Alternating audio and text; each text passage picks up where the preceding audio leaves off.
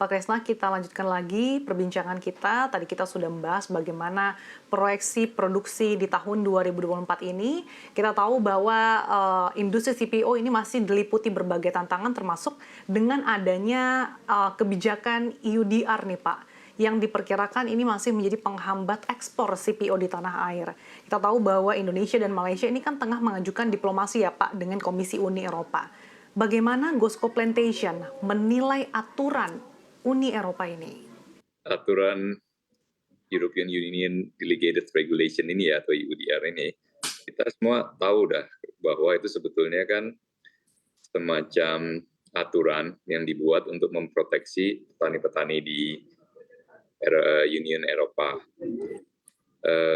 Jadi tentunya semua aturannya akan mempersulit untuk CPO, karena CPO yang terbesar Indonesia, kedua Malaysia, EU nggak ada satupun yang bisa melakukan tanam sawit. Dan kenapa mereka semua pada takut dengan sawit? Karena kalau kita lihat sebetulnya hingga saat ini minyak nabati di dunia yang paling efektif masih tetap CPO. Dan bedanya tuh jauh sekali. Contoh kalau sekarang kita anggap kita per 1 hektar tanah ya, per tahunnya itu kita bisa menghasilkan sekitar 8 ton CPO. Sedangkan minyak nabati kedua mungkin yang lebih efisien lagi, bukan lebih efisien, yang masih efisien juga minyak kedelai. Minyak kedelai itu mungkin hanya bisa dapat 2 ton per hektar, dan yang ketiga mungkin sunflower itu dapat 1 ton per hektar. Jadi jauh sekali per hektar tanah kita punya, dengan sawit kita bisa dapat 8 ton, dengan kedelai cuma 2 ton, dengan sunflower 1 ton. Jadi tentu saja ya wajar kalau mereka sangat takut gitu dengan CPO. Nah, tapi sebaliknya CPO karena itu produksinya paling efektif, jadinya merupakan minyak nabati yang paling murah di dunia hingga saat ini. Jadi agak susah mereka kalau bilang akan menggantikan CPO dengan produk yang lain. Itu menurut saya. Nah, tapi di sisi lain Pak, apakah kebijakan EUDR ini berdampak pada petani sawit Indonesia sendiri Pak? Sejauh ini sih belum ya. Mungkin dampaknya ya di ekspor ke Uni Eropa, tapi yang seperti kita semua tahu bahwa mayoritas penjualan ekspor CPO kita kan ke India dan ke China yang paling besarnya ya, baru kemudian ke EU. Jadi misalnya ke EU nggak ada pembatasan dari EUDR ini, ya tentunya harga CPO akan lebih mahal lagi. Mungkin itu saja benefitnya. Tapi kalau dalam hal untuk penjualan akan lebih susah apa sih? Enggak. Mungkin lebih ke harganya aja yang masih. Oke, nah di tengah ancaman Uni Eropa yang menutup pasar impor mereka terhadap produk sawit dari Indonesia, pemerintah Indonesia ini kan telah melakukan berbagai strategi ya Pak untuk meningkatkan penyerapan domestik, termasuk tadi B35 bahkan ke B40 yang akan diuji tahun ini.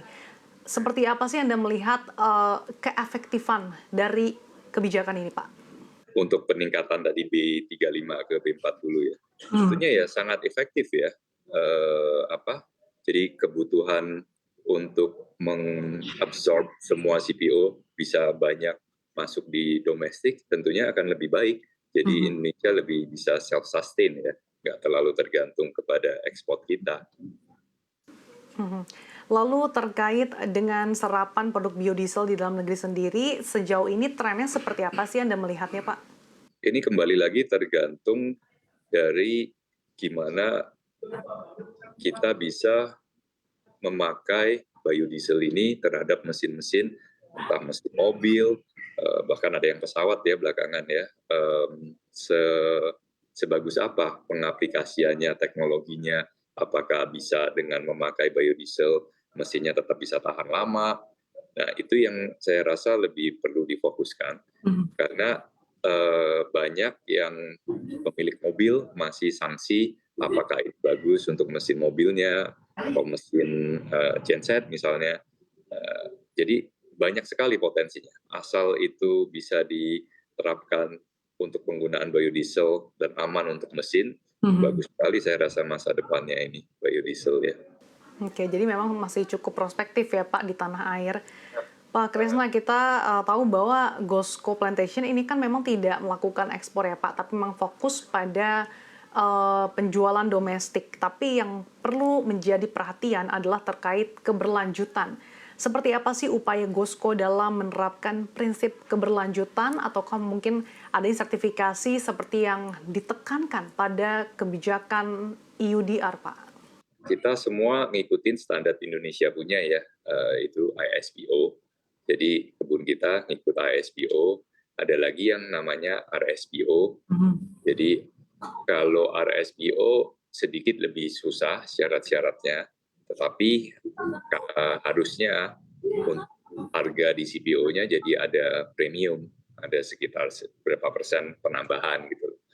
Nah, cuman sejauh ini premium itu kita nggak lihat, jadi nggak ada gunanya kita mau naik ke RSPO atau bahkan EUDR, belum ada untungnya gitu loh. Jadi yang kita penuhi selama ini baru sesuai aturan dari Indonesia aja, yaitu ISPO-nya.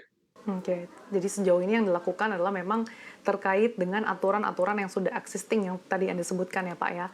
Pak Krisna, selain biodiesel, bagaimana sih Gosco Plantation menilai potensi peningkatan permintaan di dalam negeri? Karena kita tahu banyak momentum nih Pak di tahun ini, mulai dari Pilpres, bahkan bersamaan juga dengan Pilkada di tahun ini, belum lagi kita juga sudah mendekati bulan Ramadan dan juga Lebaran. Seperti apa Anda melihatnya? Kalau Indonesia seperti Indonesia, India, China yang penduduknya banyak dan masih negara yang berkembang ya, itu biasanya kan kita kan mau makanan yang dengan harga murah. Makanan dengan harga murah ya tentunya dengan memakai minyak sawit, karena kembali lagi tadi CPO itu adalah minyak nabati yang paling efisien, jadi harganya bisa murah. Jadi kalau di Indonesia masih meningkat terus sih permintaan untuk CPO, jadi masih bagus. Ada potensi kenaikan yang signifikan nggak sih Pak dengan adanya beberapa momentum yang bisa dikatakan cukup banyak di tahun ini Pak? Harusnya bisa ya, harusnya bisa. Ada gambaran berapa persen Pak kenaikannya? Mungkin ya itu kembali sekitar 10% kalau saya lihatnya ya. Oke, di sekitaran potensinya meningkat 10% ya Pak di tahun ini. Nah, dengan berbagai tantangan dan juga peluang di tahun 2024 ini, bagaimana Gosco Plantation menetapkan target kinerja keuangan di tahun ini? Apakah memang targetnya meningkat seperti di tahun lalu atau justru lebih pesimis dengan berbagai ketidakpastian yang ada saat ini, Pak?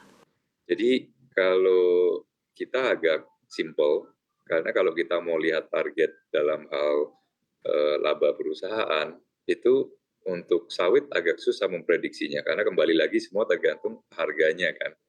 Dan harga CPO ini makin lama makin susah diprediksinya. Kalau tahun 2000-an tuh biasa kalau sawit nih converse-nya di Malaysia, di mana semua pada kumpul, kemudian akan di forecast harga berapa nanti 6 bulan ke depan, setahun ke depan. Dulu tuh masih bisa. Tapi kalau sekarang kita suruh prediksi 1 bulan pun agak udah susah gitu loh. Jadi target kita biasa bukan di nominal keuangan, tapi lebih ke volume. Jadi target kita untuk produksi buah kita naik sekitar 15% untuk CPO-nya. Itu yang kita jadikan target untuk tahun ini. Lalu sentimen-sentimen apa saja sih Pak yang menjadi peluang bagi CPO maupun juga tantangan yang harus diantisipasi oleh perusahaan CPO, Pak? Sama dari dulu untuk perkebunan itu yang paling penting ya kita harus perhatikan sosial. Kewajiban kita untuk plasma kalau di Indonesia dan keterbukaan kita dalam hal keuangan plasma terhadap masyarakat. Yang penting itu sih kalau saya lihat untuk CPO ini. Jadi nggak susah. Yang penting kita buat perusahaan seefisien mungkin, produksi ditingkatkan, sosial nggak ada masalah. Kalau untuk penjualan itu nggak susah. Artinya efisiensi menjadi kata kunci ya Pak ya.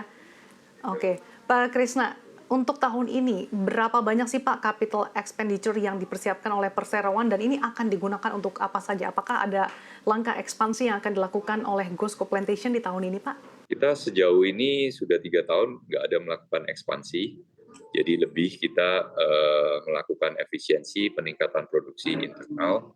Yang kita ada lakukan mulai tahun lalu, mulai replanting, dan tahun ini kita mulai meremajakan sebagian pabrik kita.